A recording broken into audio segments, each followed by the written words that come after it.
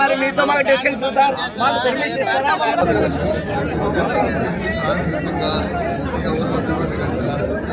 సిమ్మెడ్ మేము వచ్చి చట్టం అవుతుంది లా అండ్ ఆర్డర్ ప్రకారం ఆయన మాట్లాడుతున్నారు.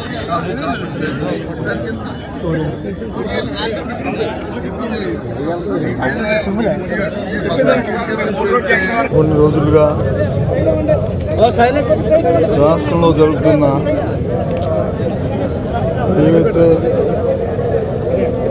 దుర్మార్గమైన ఆలోచనతో విద్యార్థుల భవిష్యత్తుని బలంగా పెట్టి పెద్దగా గొప్పగా చెప్పుకుంటూ డిఎస్సీని జరిపామని అవకతవకలు జరిగాయని నిర్ధారణ చేసి సిబిఐ ఎంక్వైరీ జరపని కోరి గత కొన్ని నెలలుగా మేము పోరాటం చేస్తాం. అందులో దాంతోపాటు విద్యార్థులకి సంబంధించిన ఏదైతే కళాశాలలో ఇవ్వాల్సిన సుమారు 10,000 కోట్ల రూపాయలు ఫీజు రీయింబర్స్మెంట్ లక్ష్యాలు పెట్టి వారి భవిష్యత్తుతో ఆడుకోవడం అనేది న్యాయం కాదు.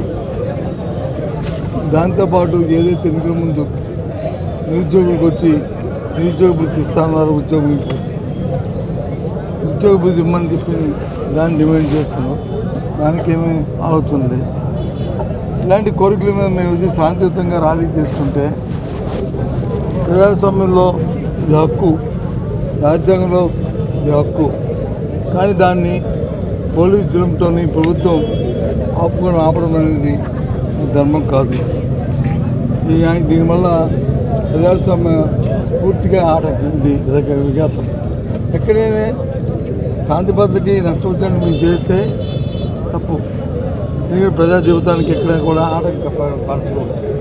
ఇది ఎక్కడైనా జరగలేదు.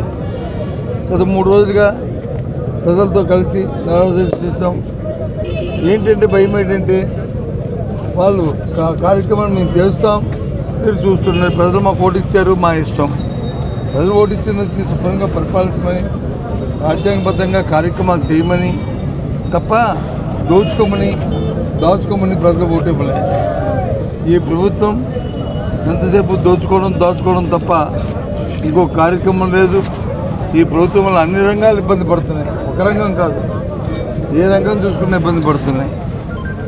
లేకుండా ఇవాళ ఏదో చెప్పాడు బాబు, డ్రగ్ సర్టిఫికేట్తో మీరు ఉద్యోగం లేదు అంటే మరి స్పోర్ట్స్ కోటాలో ఎప్పుడైనా సరే ఈ రాష్ట్రం పుట్టిన తర్వాత, స్వాతంత్రం వచ్చిన తర్వాత ఎగ్జామ్ లేకుండా డైరెక్ట్గా సర్టిఫికేట్తో ఉద్యోగం ఇచ్చిన సందర్భం ఎక్కడైనా ఉందా? ఉంది. ఎక్కడుంది?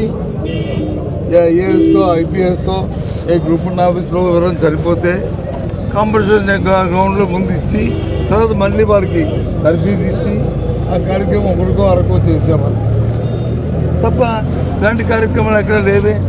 సోమోటుకు అమ్ముకుని ఈ కార్యక్రమాలు కొట్టుకోవడంలో 3% మీకు ఇచ్చారంటే ఏంటి ఆ శాతం? ఎగ్జామ్ రాసుకొని ఒకవేళ తక్కువ మార్కులు వచ్చినా స్పోర్ట్స్ సర్టిఫికేట్ కానీ వాళ్ళకు ఉంటే వాళ్ళే ఒలింపిక్లోనో లేకపోతే నేషనల్స్లోనో లేకపోతే స్టేట్స్లోనో వాళ్ళు వచ్చి ఉంటే వాళ్ళకు ఆ మార్క్స్తో కలుపుకొని వాళ్ళకి ఉద్యోగం అనేది ఆనవాయితీ. ఆ జీవోలు వచ్చేసి కొత్త జీవోలు ఇచ్చి మళ్ళీ ఆ జీవోలు మళ్ళీ సెలక్షన్తో మళ్ళీ వచ్చేసి ఎక్కడ చూచమండి? ఎక్కడైనా జరిగిందా ఇది దేశంలో? మన రాష్ట్రంలో కదా, ఏ రాష్ట్రంలో జరిగిందా? ఇది రాజ్యాంగానికి విరుద్ధం కాదా? చట్టానికి విరుద్ధం కాదా? అంటే అధికారం మీ చేతం ఉందని మీ ఇష్టారాజ్యంగా చేస్తారంటే న్యాయమా? మరి అవుట్ సోర్సింగ్ విద్యార్థికి వచ్చి మరి ఫస్ట్ వచ్చాడు కావచ్చు, చదువుకుంటే బాగానా, మరి అది ఎందుకు పోలేదు ఉద్యోగం? ఎందుకు ఆపారు? అంటే అవకాశం జరిగిందని కదా ఆపారు మీరు. మరి ఆపినప్పుడు వచ్చి మరి ఎంక్వైరీ అదే దాన్ని మేము అడుగుతున్నాం, దాని మీద ఎంక్వైరీ చేయమని అంటున్నాం. ఇవాళ వెళ్ళాం, అక్కడ నుంచి చీపుల వరకు వెళ్ళి అక్కడ వచ్చి ఒక సభను పెడదామని అనుకున్నాం. నేను చెప్పింది అడ్డుకున్నారు. ఎందుకు అడ్డుకున్నారంటే లేదు కొన్ని మేము వెళ్ళిపోతున్నానికి బ్యాక్కి మేము గరుడు వెళ్ళిపోతున్నాం. మా దగ్గరికి వెళ్ళిపోతే ఇక్కడ మా దారిలో వచ్చే అడ్డు దేనికి అడ్డు? వెనక్కి వెళ్ళిపోతున్న వాళ్ళకి మమ్మల్ని ఎందుకు కట్టాలి? ముందుకెళ్తే అడుగుతారు వెనక్కి. అంటే ప్రజాస్వామ్యంలో రోడ్ల మీద తిరిగే హక్కు మాకు లేదా? రాజ్యాంగబద్ధంగా మేము కాదు కాదా?